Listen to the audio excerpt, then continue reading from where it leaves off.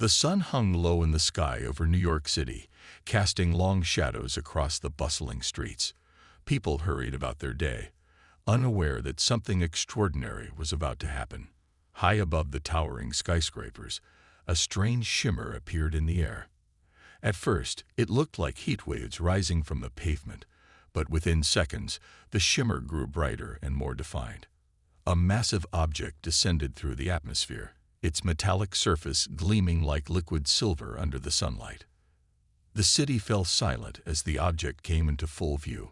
It was a ship, larger than any building in Manhattan, with smooth curves and intricate patterns etched into its hull. The sheer size of it made people stop in their tracks, their mouths agape.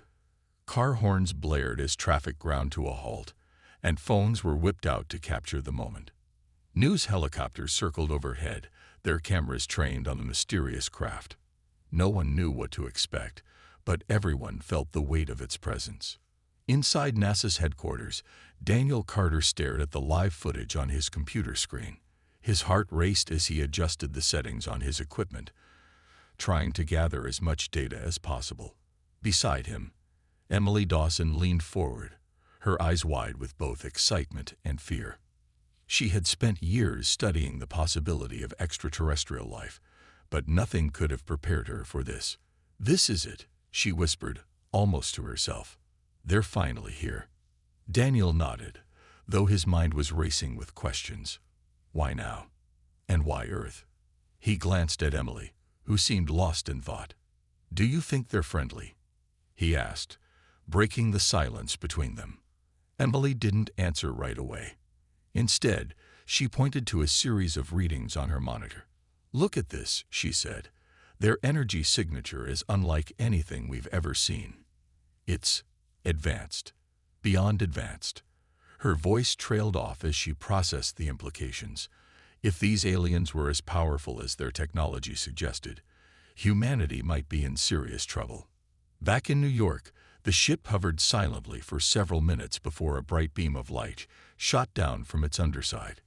It struck the ground in Central Park, creating a perfect circle of illuminated energy. From the beam emerged a figure, a tall, slender being with pale blue skin and glowing eyes. Its movements were graceful, almost hypnotic, as it stepped onto the grass. Around it, people gasped and backed away, unsure whether to run or stay and watch. The alien raised one hand, and a deep, resonant voice echoed through the park, amplified by some unseen device. "People of Earth," it began, its tone calm yet commanding. "We are the Galactic Council, representatives of civilizations far beyond your understanding. Your planet has been observed for many cycles, and we have deemed it necessary to intervene." A chill ran down Daniel's spine as he listened to the broadcast. The alien's words were polite, but there was an underlying threat that couldn't be ignored. "Your species is young and volatile," it continued. "Your wars, your greed, your disregard for balance, they make you unpredictable. To ensure peace in the galaxy, we must take control of your world. Resistance will not be tolerated." Across the globe, reactions varied. Some people panicked, fleeing their homes in fear. Others gathered in streets and squares, demanding answers from their leaders. In NASA's lab, Daniel clenched his fists. "Take control," he muttered under his breath. "Like hell they will." Emily placed a reassuring hand on his shoulder. "We need to stay calm," she said. "If we can understand their technology, maybe we can find a way to fight back." Her words gave Daniel a glimmer of hope, but deep down, he knew the road ahead would be anything but easy. Whatever happened next, one thing was certain.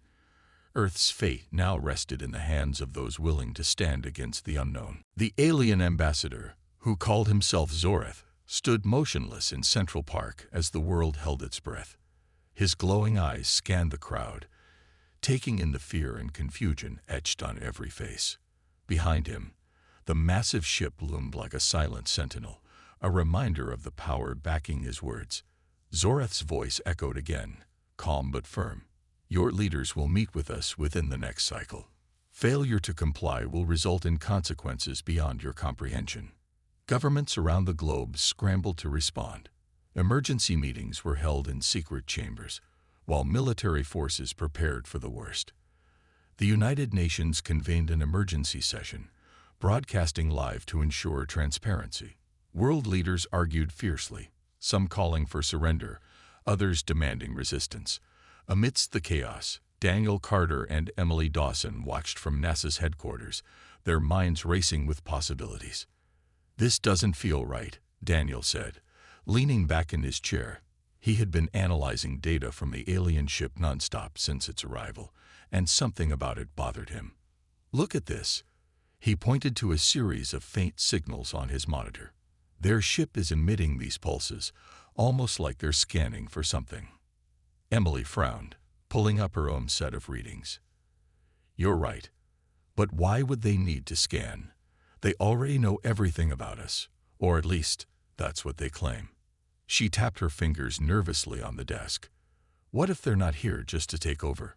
What if they're looking for something specific?" Before Daniel could reply, the screen flickered, and a new message appeared. It wasn't from the alien ship. It was from someone using an encrypted channel. The message read, "Asterisk, if you want answers, come alone." Coordinates attached. Asterisk. Daniel exchanged a glance with Emily. Whoever sent it knew how to reach them without being traced. "We can't trust this," Emily said firmly. "It could be a trap." "Maybe," Daniel admitted. "But we don't have many options. If there's even a chance this leads to something useful." He trailed off, leaving the decision hanging in the air. Reluctantly, Emily agreed. They followed the coordinates, which led them to an abandoned warehouse on the outskirts of the city. Inside, they found Alex Monroe, a grizzled man in his late 50s with sharp eyes and a no-nonsense demeanor. He introduced himself as a former Air Force pilot turned conspiracy theorist. "I've been tracking these bastards for years," he said, gesturing to photos and maps pinned to the walls. "They think they can walk all over us, but I know better." Alex explained that the Galactic Council wasn't just interested in ruling Earth. They were searching for something buried deep beneath the planet's surface. He claimed to have evidence of ancient artifacts discovered decades ago, hidden away by governments too afraid to reveal their existence. According to Alex, these artifacts might hold the key to defending against the invaders. Daniel and Emily listened intently, their skepticism giving way to curiosity. If Alex was telling the truth, humanity might have a fighting chance after all. But before they could ask more questions, the sound of distant engines interrupted them. Through the cracked windows, they saw several black SUVs speeding toward the warehouse. "They found us," Alex muttered, grabbing a rifle from a nearby table. "We need to move. Now." Without hesitation, the trio bolted out the back door, slipping into the shadows as the vehicle screeched to a halt outside. Bullets tore through the walls, shattering glass and sending debris flying. Daniel and Emily followed Alex through narrow alleyways, their hearts pounding. For the first time, they realized just how high the stakes really were, and how far the Council would go to keep their secrets safe. As they disappeared into the night, Daniel couldn't shake the feeling that they were running out of time. Whatever the Council was looking for, it was important enough to risk everything. And if humanity wanted to survive, they'd have to uncover the truth before it was too late. Daniel, Emily, and Alex moved quickly through the dark streets, their footsteps echoing softly against the pavement. The distant hum of engines grew louder, a reminder that they were being followed. Alex led the way, his years of military training guiding them through shortcuts and hidden paths. "We can't stay in the open," he said over his shoulder. "They'll track us down sooner or later." "Who's they?" Emily asked, her voice barely above a whisper. She clutched her jacket tighter around her as a cold wind swept through the alley. "The Council has eyes everywhere," Alex replied grimly. "Spies, informants, tech we can't even imagine. If they think you two know something, they won't stop until they find you." He paused at a corner, peering out cautiously before motioning for them to follow. "But there's a place we can go, a safe house. People there might be able to help." The trio finally reached an old, unmarked building on the edge of the city. Inside, they were greeted by Sarah Bennett, a woman with sharp features and an even sharper gaze. Her dark hair was pulled back into a tight ponytail, and she carried herself with the confidence of someone used to taking charge. "You Alex's friends?" she asked, her tone brisk but not unfriendly. "They are now," Alex said, stepping aside to let Daniel and Emily enter. "This is Sarah. She runs the Resistance."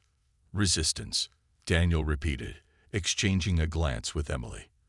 The word felt heavy, almost too big for the small, dimly lit room they stood in. Sarah nodded. "Yeah, Resistance. We've been preparing for something like this for years, just didn't think it'd happen so soon." She gestured for them to sit at a cluttered table where two others were already working. One was Ryan Miller, a wiry man with glasses who looked up briefly before returning to his laptop. The other was Maria Lopez, a tall woman with a no-nonsense attitude, who was busy assembling what appeared to be some kind of weapon. "We heard about the artifacts," Sarah continued, leaning against the wall. "Ancient stuff buried deep underground. Word is, the Council wants them bad. Question is, why?" Emily hesitated before speaking. We don't know much yet, but Alex mentioned something about them being tied to Earth's history, maybe their weapons or tools." Ryan glanced up again, his fingers pausing on the keyboard. "Could be both," he said thoughtfully. "If the Council's tech is as advanced as it seems, these artifacts must be powerful enough to tip the scales one way or another." Maria set down her tools and crossed her arms. "Powerful or not, sitting here talking won't get us answers. We need a plan, and fast." "They're watching us, probably listening too." Sarah agreed. "She's right. We need to act before they figure out where we are." She turned to Daniel and Emily. "You two seem to know more than most. What do you suggest?" Daniel took a deep breath. "We focus on finding those artifacts first. If they're as important as everyone says, they might be our only chance to fight back." The group spent the next hour brainstorming ideas. Ryan worked on hacking into satellite feeds to locate potential excavation sites, while Maria double-checked their stockpile of weapons and supplies. Sarah paced the room, her mind clearly racing with possibilities. Finally, she stopped and looked at the group. "Here's the deal.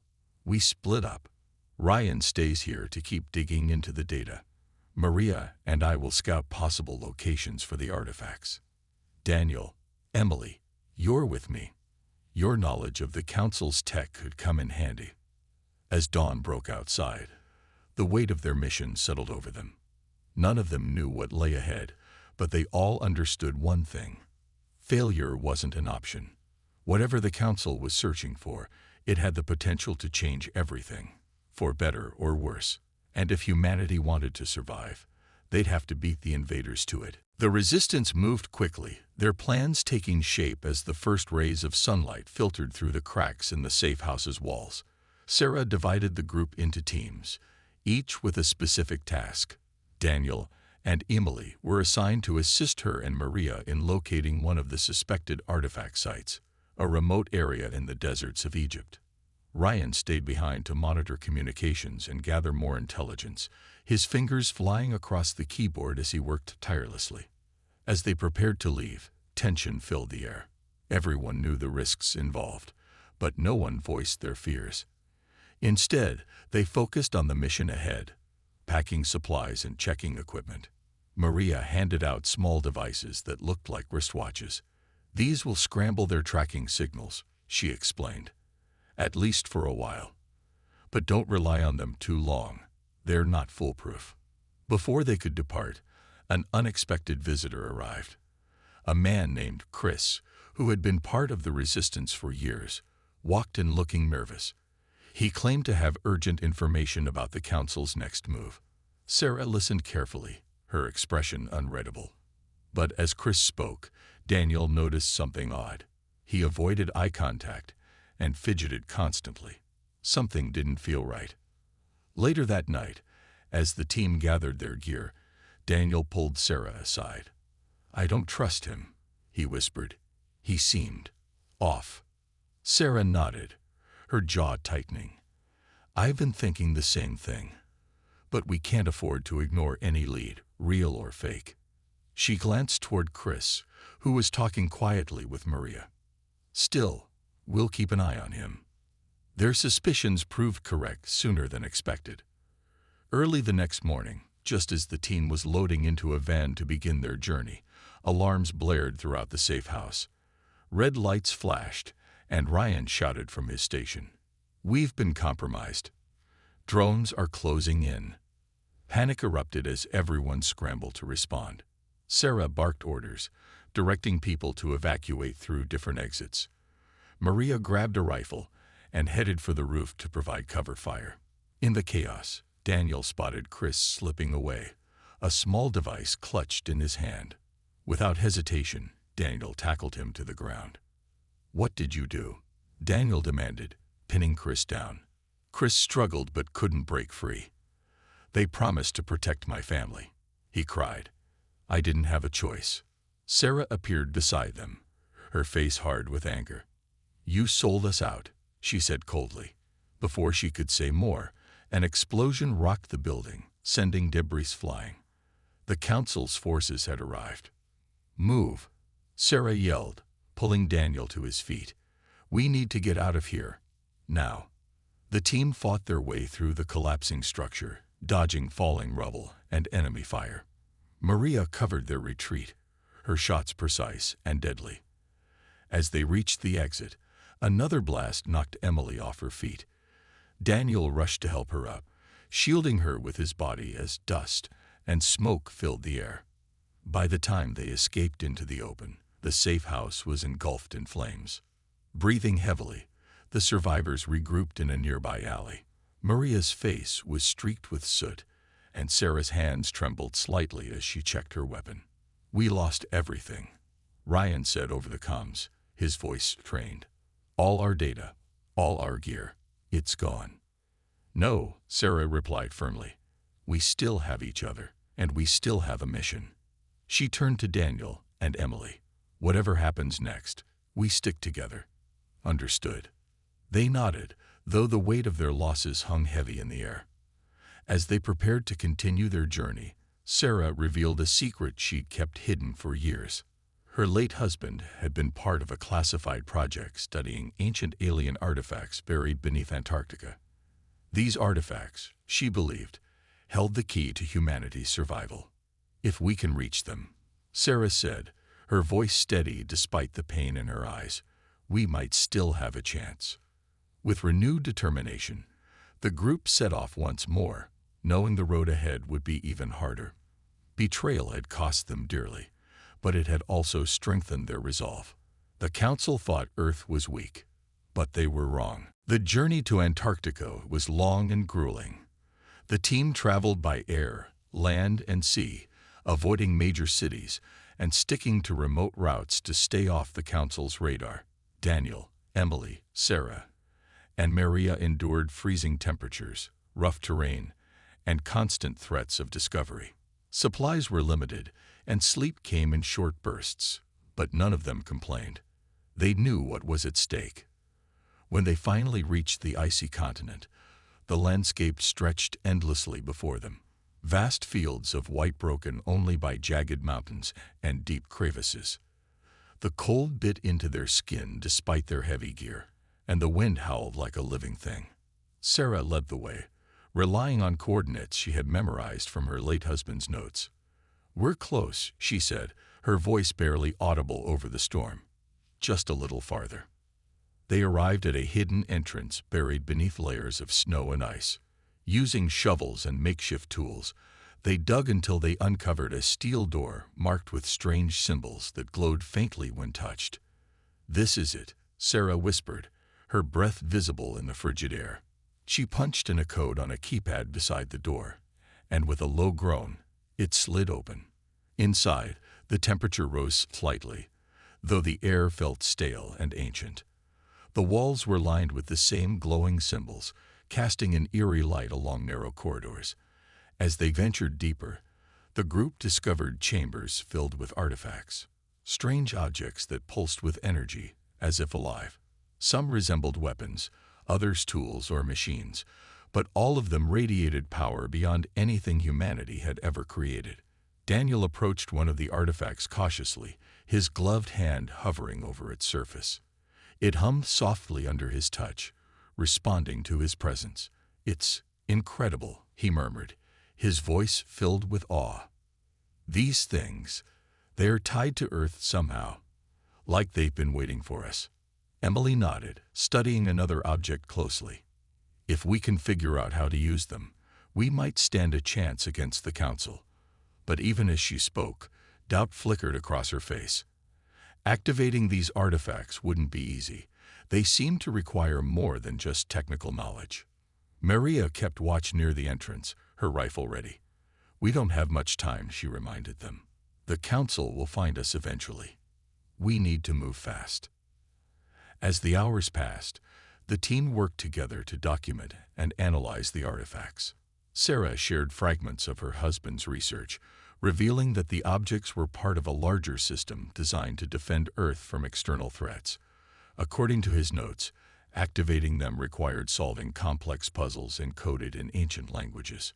Ryan's voice crackled through their earpieces. "Guys, you need to hurry. I'm picking up signals from orbit. Looks like drones are heading your way." Sarah cursed under her breath. "We'll have to take what we can carry and get out of here." She handed each member of the team a small artifact, instructing them to secure it carefully. "These are our best shot. Don't let them fall into enemy hands." Just as they prepared to leave, the ground trembled violently. A deafening roar echoed through the chamber as sections of the ceiling collapsed. The Council's forces had found them. Bright beams of light cut through the dust as alien soldiers descended into the excavation site. "Go!" Sarah shouted, firing her weapon to hold back the invaders. Maria joined her, laying down cover fire while Daniel and Emily sprinted toward the exit. Artifacts clutched tightly in their arms. They pushed forward despite the chaos around them. Reaching the surface, they were met with swirling snow and the ominous hum of Council ships overhead. Sarah and Maria emerged moments later, their faces pale but determined. "We need to split up," Sarah said quickly. "Draw them away from the artifacts." Without hesitation, Maria volunteered to stay behind and create a diversion. "Get those things to safety," she said, her voice steady. "I'll hold them off as long as I can." Before anyone could argue, Maria turned and disappeared into the storm, her weapon raised. The rest of the team ran in the opposite direction, hearts heavy with grief, but driven by purpose. They didn't look back. They couldn't. Humanity's survival depended on what they carried now, and they would protect it no matter the cost. The survivors trudged through the icy wilderness, their breaths forming clouds in the freezing air. Each step was a battle against exhaustion and despair, but they pressed on, driven by the weight of what they carried. Daniel, Emily, and Sarah moved quickly, their eyes scanning the horizon for any sign of pursuit. Behind them, the distant rumble of explosions echoed, a grim reminder of Maria's sacrifice.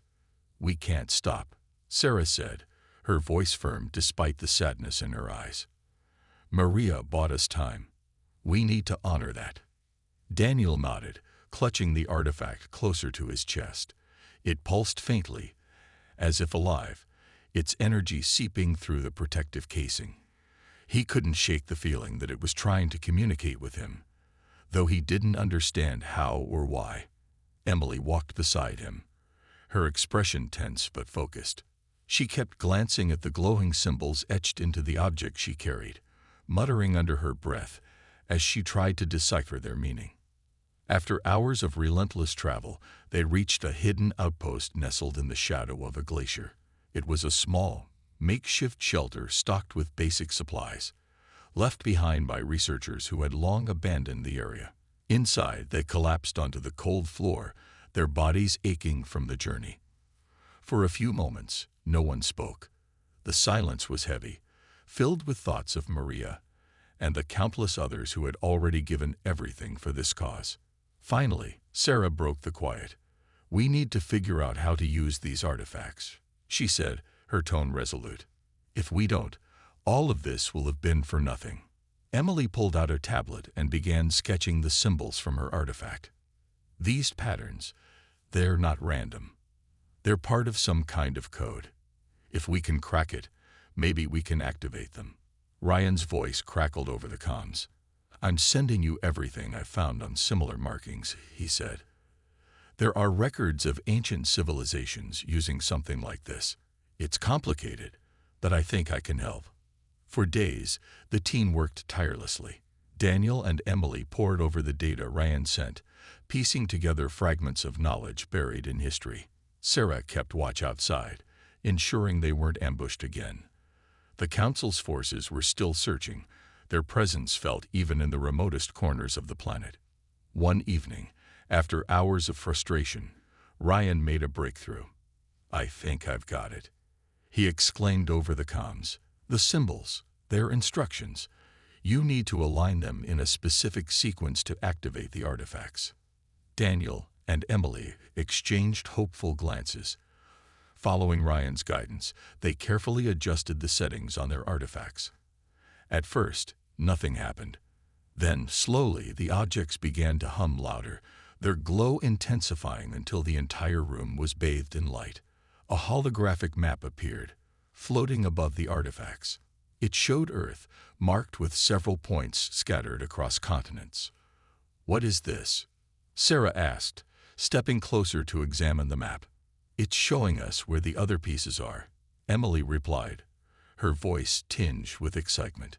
"These artifacts are part of a network. To unlock their full power, we need to retrieve them all." Sarah studied the map intently. "Then that's what we'll do. But time isn't on our side. The Council knows we're onto something. They won't let us finish this without a fight." As they planned their next moves, Daniel couldn't help but feel a spark of hope. For the first time since the aliens' arrival, humanity had a real chance to fight back. The artifacts were proof that Earth wasn't as weak as the Council believed. It had its own strength, hidden beneath layers of history and forgotten knowledge. But the road ahead would be dangerous. Each location on the map was heavily guarded or buried deep within hostile environments. Retrieving the remaining artifacts would require skill, courage, and sacrifice, yet none of them hesitated. They knew what was at stake, not just their lives, but the future of their world. "We'll do whatever it takes," Daniel said firmly, his voice steady despite the challenges looming before them. They thought we were powerless. They were wrong. The team split up to cover more ground, each journey bringing new dangers and challenges. Their first destination was Egypt, where an artifact lay hidden beneath the sands near the ancient pyramids. Daniel and Emily traveled together, guided by the holographic map. They moved under the cover of night, avoiding patrols of Council drones that buzzed like angry insects in the sky. Reaching the excavation site, they found it heavily guarded by alien soldiers. The Council had anticipated their moves. "We'll have to be smart about this," Daniel whispered, crouching behind a dune. He glanced at Emily, who nodded in agreement. Using makeshift distractions, small devices Ryan had rigged, they created chaos among the guards. While explosions erupted in the distance, drawing attention away, Daniel and Emily slipped into the ruins unnoticed. Inside, they discovered the artifact resting on a pedestal, its surface etched with glowing symbols, similar to the ones they'd seen before. As Emily began decoding the sequence, Daniel kept watch, his heart pounding as footsteps echoed nearby. Just as the artifact activated, a soldier appeared, weapon raised. Thinking quickly, Daniel threw a rock, diverting the guard's aim long enough for them to escape through a narrow tunnel. Their next stop was Australia, where another artifact rested deep underwater in a cavernous reef. Sarah led this mission, accompanied by a local diver named Jake who knew the area well. Dressed in diving gear, they descended into the dark waters, the pressure growing heavier with every meter. Inside the cavern, bioluminescent plants cast an eerie glow, illuminating the artifact embedded in the rock wall. Activating it proved harder than expected. The symbols required precise alignment, and the water distorted their vision. Time was running out. Oxygen tanks were nearing empty when Sarah finally solved the puzzle. The artifact lit up, sending ripples through the water. As they swam back to the surface, a Council submarine loomed overhead, forcing them to take a longer route to safety. Meanwhile, Ryan monitored global communications from the Resistance's new base, a remote island off Chile. His warnings came just in time to save Daniel and Emily during one harrowing escape. In South America, they faced mercenaries hired by the Council to hunt them down. Outnumbered and cornered, Maria's training paid off as Emily used quick thinking to disable enemy vehicles with EMP devices Ryan had designed. Each retrieval brought them closer to completing the network, but also deeper into danger. On their final mission, in India, disaster struck. The artifact was hidden in a temple atop a steep cliff, surrounded by heavy defenses. Maria, who had rejoined the team after narrowly surviving Antarctica, volunteered to create a diversion. She lured Council forces away from the entrance, buying Daniel and Emily precious minutes to retrieve the artifact. But as they fled, Maria found herself surrounded. With no way out, she made the ultimate sacrifice, detonating a charge to collapse the cliffside and block the Council's advance. Her last transmission crackled over the comms. "Finish this, for all of us." Back at the island base, the team mourned her loss. Tears were shed, but there was no time for grief. The network was complete, and the artifacts pulsed with synchronized energy. A hologram appeared once more, showing Earth encased in a protective shield. It was a defense system designed to repel invaders. "They underestimated us," Sarah said, her voice steady despite the pain. "Now it's our turn to show them what we're made of." With the Council closing in, humanity's greatest fight was yet to come. But for the first time, hope burned brighter than fear. The Council's patience had run out. Across the globe, their forces launched simultaneous attacks on major cities, showcasing their overwhelming power. Skyscrapers crumbled under energy beams, and streets erupted in chaos as people fled for their lives. The message was clear: submit or be destroyed. But humanity refused to back down. Instead, nations united under a single banner, rallying behind the Resistance's efforts. On the remote island base, Daniel, Emily, and Sarah worked frantically to activate the artifact network. The holographic map showed Earth surrounded by a glowing shield, but it wasn't operational yet. "We need more time," Emily muttered, her fingers flying over the controls. "Just a little longer." Outside, the sound of distant explosions grew louder. Council ships descended from the sky, their metallic surfaces reflecting the flames below. "They're here," Ryan said grimly, his voice crackling over the comms. He had been monitoring the enemy's movements and knew they were running out of time. "You've got maybe 10 minutes before they breach the perimeter." Daniel clenched his fists, frustration boiling inside him. "We can't fail now, not after everything we've been through." He glanced at Sarah, who stood silently, her jaw tight with determination. She had lost so much, her husband, Maria, but she hadn't given up. None of them would. "We won't fail," Sarah said firmly. "Emily, focus on the sequence. Daniel, help me set up the power core." Together, they worked quickly, connecting the artifacts to a central hub Ryan had built. Each piece hummed louder as they sensed, the energy building until the entire room vibrated with power. Finally, Emily let out a triumphant cry. "It's ready," she shouted. "Activate the shield." Sarah didn't hesitate. She pressed the final button, and a surge of energy shot outward, invisible but undeniable.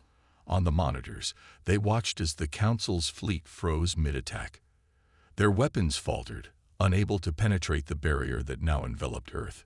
Cheers erupted among the Resistance members scattered around the globe, but the victory was short-lived. Zorath's voice boomed across the planet once more, this time filled with anger.